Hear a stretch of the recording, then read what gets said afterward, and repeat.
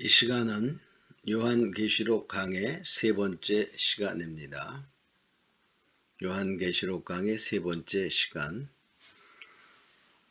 계시록 1장 9절로 19절의 말씀으로 주의 날에 요한에게 임한 은혜입니다. 자, 9절 말씀을 봅니다. 9절 말씀. 너희의 형제요 예수의 환난과 나라와 참에 동참하는 자라. 자, 요한은 자신을 그렇게 소개하고 있지요.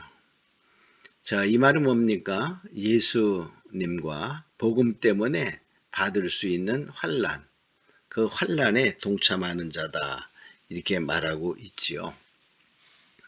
우리는 정말 참 믿음의 사람들은 복음 때문에 환난을 피하는 것이 아니라 바로 환난을 겪으며 그 나라를 위해 인내할 줄 아는 자가 진정한 믿음의 형제다라고 볼 수 있습니다.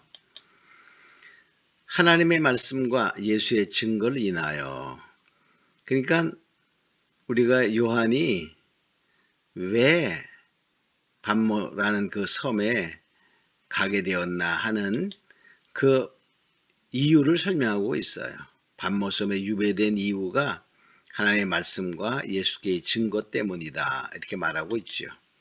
또 반모라는 섬에 있었더니, 그 말은 이제 그곳에 가서 하나님의 계시, 즉 예수의 계시를 받은 장소가 반모라는 섬에 좀 유배되어 갔을 때다 하는 계시의 장소를 표현하고 있습니다. 자, 10절과 19절에 보면 그 내용은 그 주의 날에 요한에게 임한 은혜에 대해서 말하고 있지요. 주의 날에 요한에게 임한 은혜는 요한이 주의 날을 지키기 위해서 반모라는 섬에 유배되었지만은 주의 날에 주님을 찾는 그 예배를 드렸다라고 볼 수 있어요. 그럴 때 그 날에 요한에게 임한 은혜는 10절부터 19절에 나타나고 있죠. 자, 첫 번째 10절에 보면 성령의 감동, 또 주님의 음성을 듣는 은혜가 그에게 임하였다라고 표현하고 있습니다. 주의 날에 내가 성령의 감동하여, 그 성령의 감동을 받았죠. 우리 믿는 사람들이 다 성령의 감동될 때 하늘의 비밀을 깨닫고 하나님의 그 섭리와 하나님의 계획을 우리가 알 수 있는 거죠. 내 뒤에서 나는 나팔 소리 같은 큰 음성을 들으니 그랬어요. 그러니까 하나님의 그 은혜를 받고 성령의 감동으로 주님의 음성을 들었다라고 말하죠. 그 들은 음성은 뭐냐?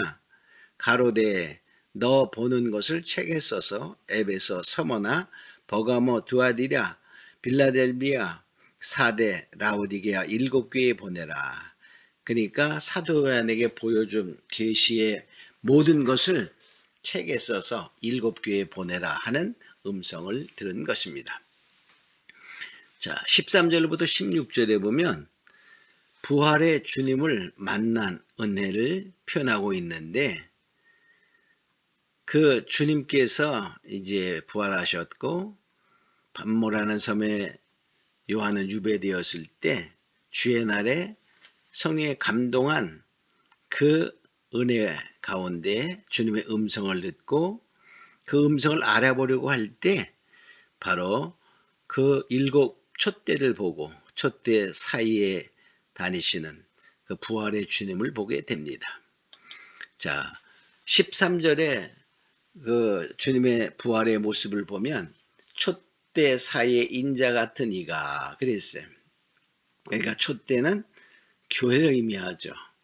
그러니까 그 교회 사이에 계신 주님이니까 바로 교회를 돌보시고 중보자 되시는 주님을 의미하게 됩니다. 부활하신 주님은 대제사장이 되셔서 하늘에 오르셔서 그 제사장의 역할로 중보자 되시는 주님을 말합니다. 또 그 발에는 발에 끌리는 옷을 입었다 그랬어요. 그 말은 옛날의 대제사장의 옷의 모습입니다. 의로 옷 입은 그리스도를 상징한다. 또 가슴에는 금띠를 띠고, 자, 금띠를 띠었다는 말은 왕의 그러한 모습, 즉 왕의 권세를 나타내게 되죠. 자, 또 14절에서의 부활의 주님의 모습은 그 머리와 털의 희기가 흰 양털 같고 눈 같으며, 흰 양털과 눈 같다. 그 말은 깨끗한 성결을 의미하고 영원하심을 의미하게 됩니다. 또 그의 눈은 불꽃 같고, 자, 불꽃은 환하게 비칠 수 있어요. 그래서 모든 것을 통찰하시는 하나님, 모든 것을 아시는 전능하신 하나님을 나타냅니다. 또 15절에 부활하신 주님의 모습은 그의 발은 풀무에 단련한 빛난 주석 같다. 풀무에 단련한 빛난 주석이니까 아주 강함을 나타냅니다. 이것은 악인을 심판하시는 발을 의미하게 되죠. 심판의 주. 또 그의 음성은 많은 물소리 같으며, 그 말은 많은 물소리는 웅장하고 그러나 좋아 있어요.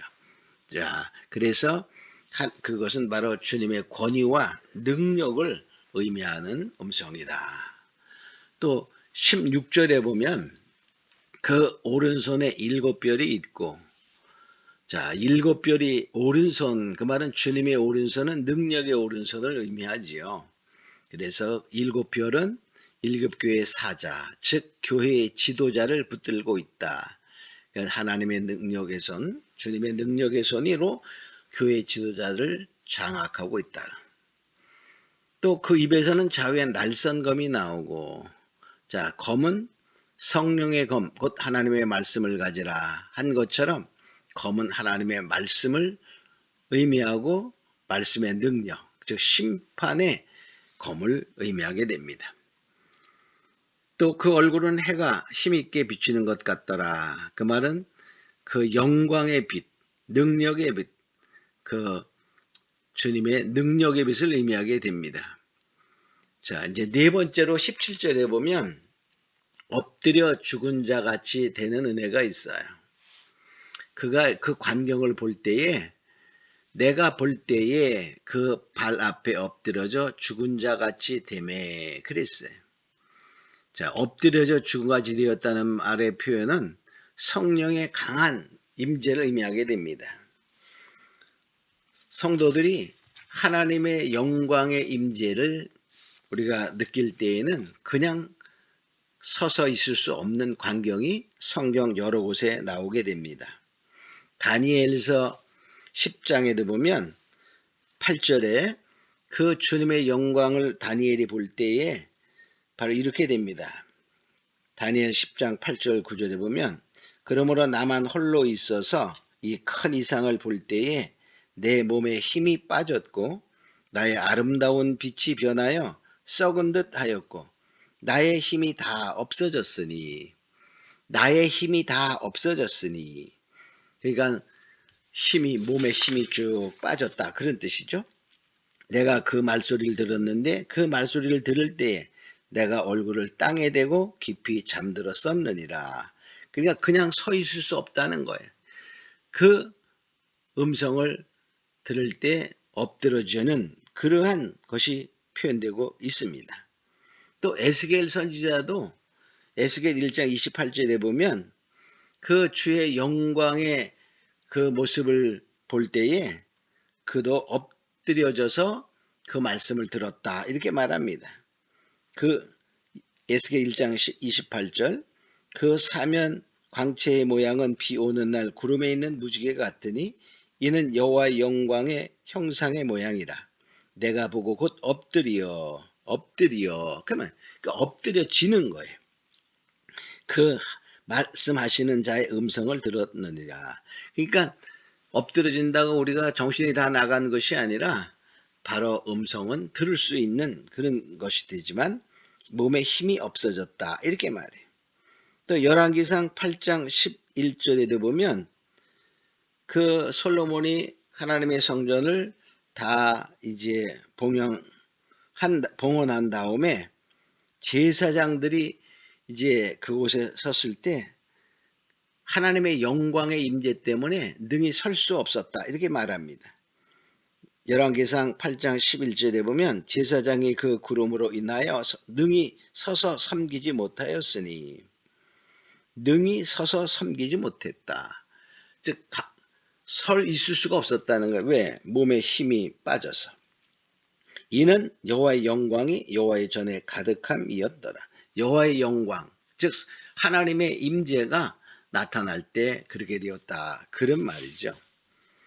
자, 우리가 또 사도행전 9장에도 보면 사도 바울이 이제 다메섹으로 가다가 그 큰 빛이 비칠 때에 또 보면 그가 엎드려져 그렇게 하는 것을 볼 수 있어요. 자, 그래서 이러한 것을 볼 때에 엎드려져 죽음같이 되었다라는 말은 하나님의 큰 은혜 속에 성령의 강한 임재를 경험했다 하는 것이 됩니다. 자, 우리도 그러한 하나님의 능력의 성령의 임재가 우리를 사로잡는 은혜 있게 됐으므로 축원합니다. 자, 이제 5번째 받은 은혜를 보면 예수님께 안수받은 은혜예요. 17절에 보면 그가 오른손을 내게 얹고 가라사대, 요 글자가 좀 틀렸네요. 내게 얹고야, 얹고 가라사대. 자, 그러니까 예수님이 직접 손을 얹었으니까 예수님이 직접 안수받은 은혜다. 이렇게 볼 수 있어요. 자, 그러면서 하시는 말씀이 위로와 격려를 하시는 거예요. 자, 손을 얹고 가라사대 두려워 말라 나는 처음이요 나중이니.